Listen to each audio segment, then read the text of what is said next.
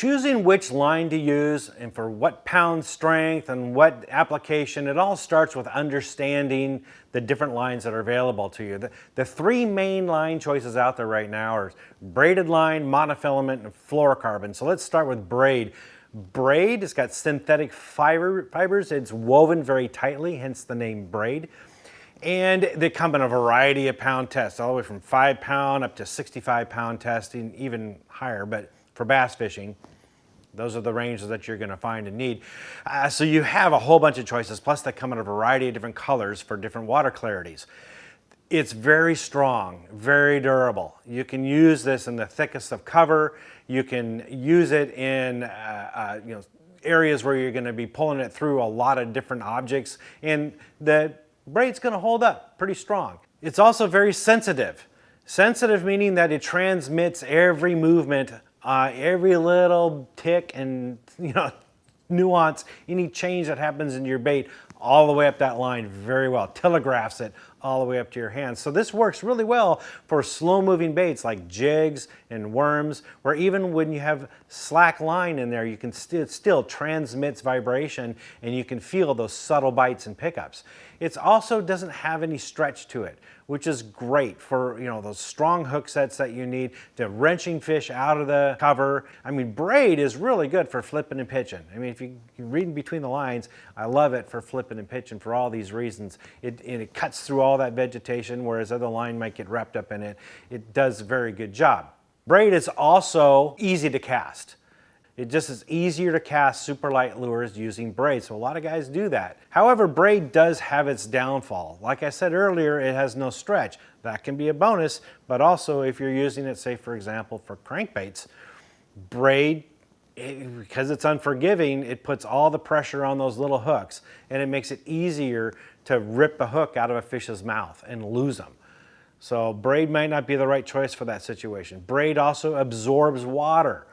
And when you're fishing in icy conditions, that attributes adding ice buildup in your guides. So braid is not really a good choice for that. And the cheaper braid that is loosely woven, isn't as tighter woven, it can actually get grit and pick up dirt and debris off the bottom, and that can wear on your components of your fishing gear, your reels and your rods, that sort of thing.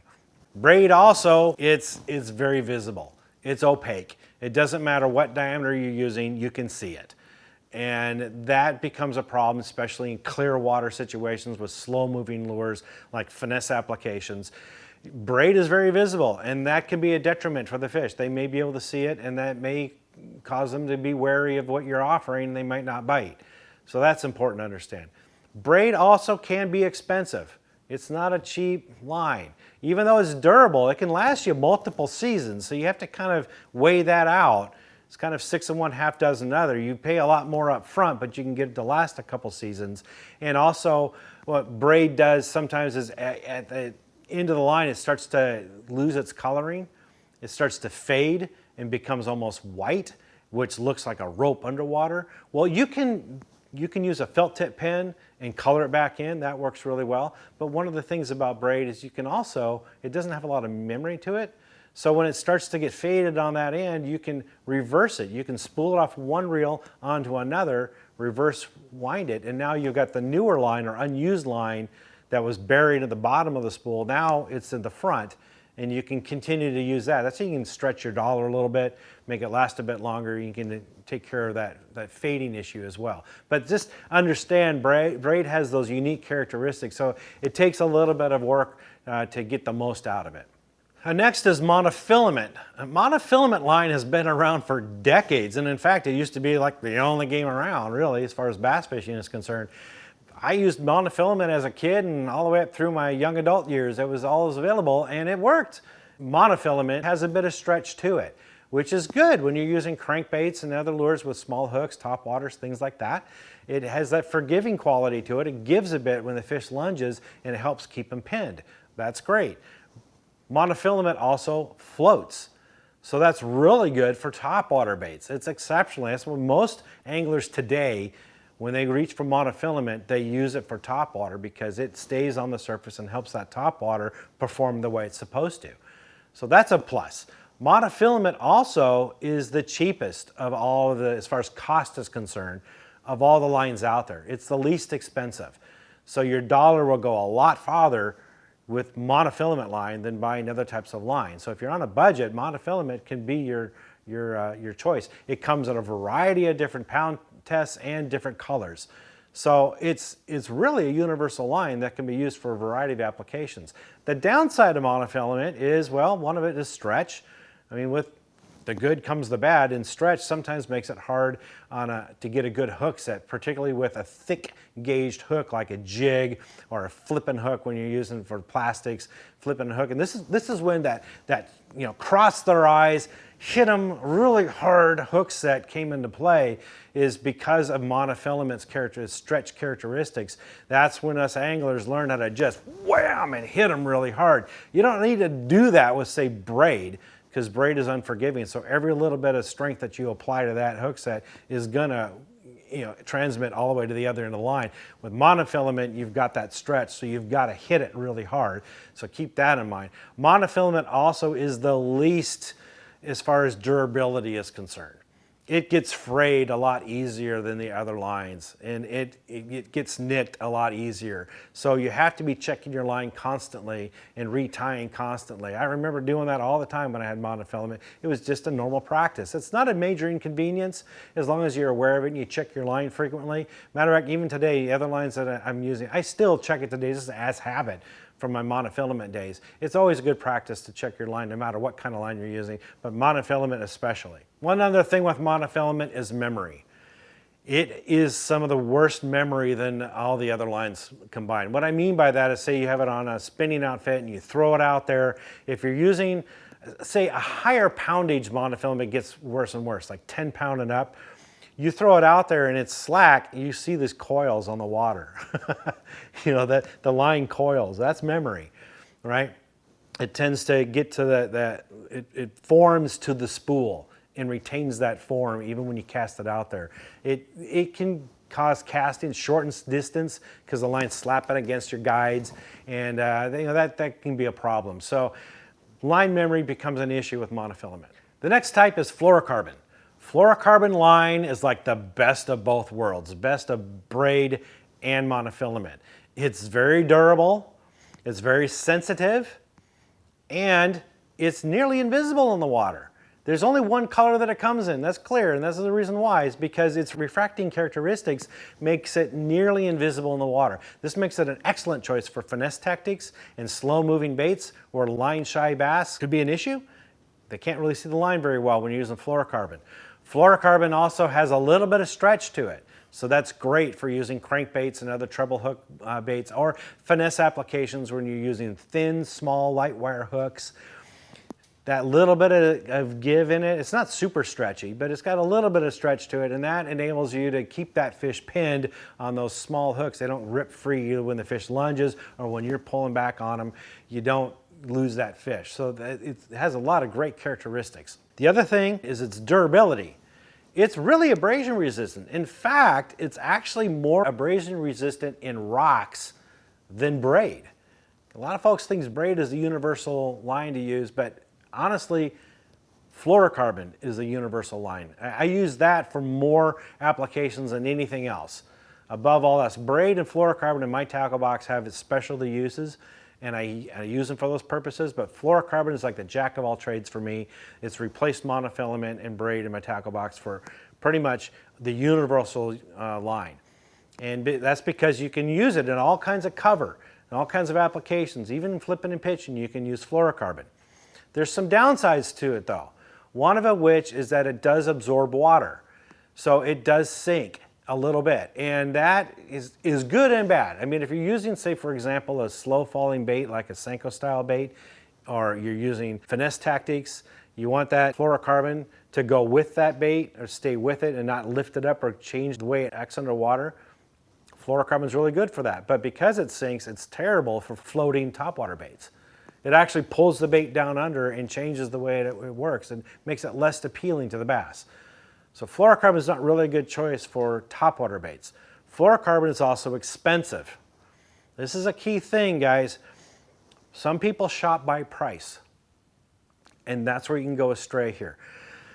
Fluorocarbon, especially when you get to the larger diameter lines, they become a little bit unruly coming off of spinning reels. The cheaper ones especially have a real memory problem, like the monofilament. The cheaper fluorocarbon lines and the thicker diameter, what happens is it tends to explode off your reel. Even bait casting causes these big bird nests and blow-ups and wind knots. And it's really because you're using cheaper fluorocarbon line more than because you're using fluorocarbon. A lot of guys blame it on fluorocarbon and oh, I hate fluorocarbon. Well, you used a cheap brand and you used a thicker pound test, especially a thicker pound, like the 15 and larger size on a spinning spool. Yeah, don't do that. I use 10 pound and smaller on spinning outfits, and then I use the larger diameter on bait casting. Also, I use quality fluorocarbon, which comes at a price, but it lasts a lot longer and it works like a dream. So I use Seagar fluorocarbon lines. The Seagar Invisix line that's the jack of all trades. I can use that on virtually every type of outfit and it works very well. But I like to use Tatsu for the smaller diameter finesse tactics. It's really limber, and I use it for crankbanking as well. It just gives that bait a lot more action and I can get it down deeper, and I still have that sensitivity. On the other end, I like to use the heavier fluorocarbon lines. For example, the Abrasics, that's used for more flipping and pitching and around heavy cover. So fluorocarbon line, definitely you got to have that in your arsenal. Now, no matter what line you use, there's a couple things you can do to get the most out of it. One of it is to use backing. Now, if you're a lot of bait casters out there have deep spools, and you're never going to use that line that gets down, past halfway down the spool. Even those shallow spools, there's bait casters that are coming out nowadays that have a shallow spool that allows you to put less line on it. But if you're using really small, thin diameter line, like those 5 pound, 8 pound braided line, you could use an entire spool of braid on that little shallow spool, and you're still not going to get to use all that braid. So backing can really help make your line go farther. You don't have to use a brand new spool to fill up the entire reel. You can put backing in like a monofilament line and fill up that spool about halfway, use a blood knot, and then go with the rest of your line from there on out. You can save a lot of line and make it go a lot further that way. Plus, if you're using braid slips. It doesn't matter if it's on spinning gear or if it's on bait casting, it's going to slip. And sometimes you're turning your reel and the line isn't moving, or it's barely moving, and it's because that braid is just slipping on that spool. So using backing is going to give that braid something to grip and bite into and enable you to use that reel without that slipping problem. The other thing is taking care of your line. Man, a lot of problems people have with line, they blame it on the line, but really it's how you cared for it, how you stored it, right? You guys, if you've got it on the deck of your boat all the time, make sure that the rods and reels that are on the deck of your boat or you have out laying next to you when you're fishing on the shore, those are the ones you're going to be using in the immediate future, or if not right now. Don't just put everything out there, because it's the sun beating down on the line, it deteriorates it. That UV rays, just like it gives you sunburn, it's bad on line. So you don't want it sitting out there on the deck of your boat. Say, for example, it's a rod or reel that you're not going to use that day, put it in the rod locker. And when you're done, when you're storing your rods either at home after bank fishing, or when you bring your boat at home, don't leave your rods out there in an area where the sun can get it. Put it in the closet, put it in the rod locker, put it somewhere in a dark space.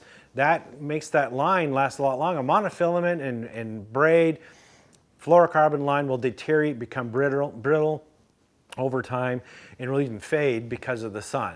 So keep it out of the sunlight. And also, moisture, things like that can deteriorate the line too. So a nice cool, dry area, keep it out of that heat. Those go a long way in making your line last a lot longer, and you're not going to have a bunch of breakups or break-offs or problems with line because of storage issues. You spend a lot of money on this stuff, so make sure you care for it properly so it can do what you need it to do, and you can make it last a lot longer. So with that in mind, now you know what types of line to use and where to use it and how to take care of it. I hope that helps. For more tips and tricks like this, visit bassresource.com.